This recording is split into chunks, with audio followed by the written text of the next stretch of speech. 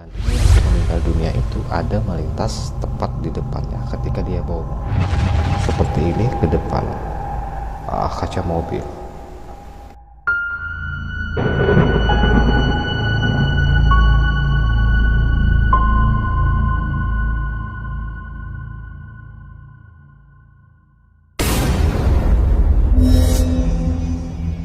Ini cerita lanjutan yang kemarin, jasad arwah pembantu.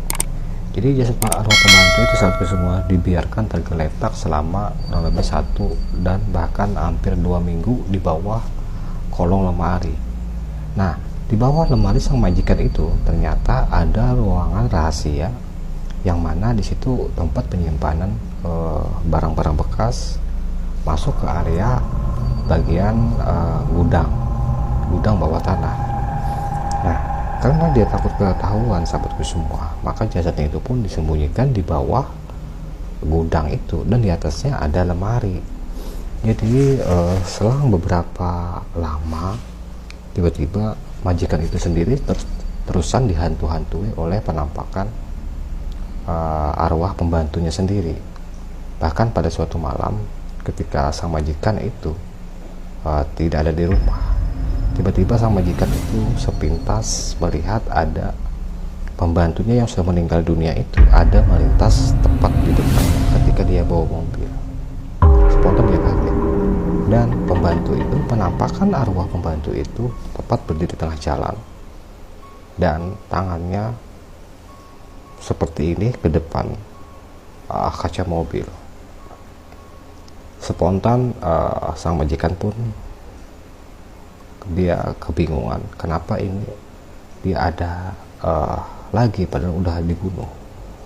Jadi sang majikan pun mencoba turun dari mobil, dan ternyata setelah dia turun dari mobil, penampakan arwah itu hilang.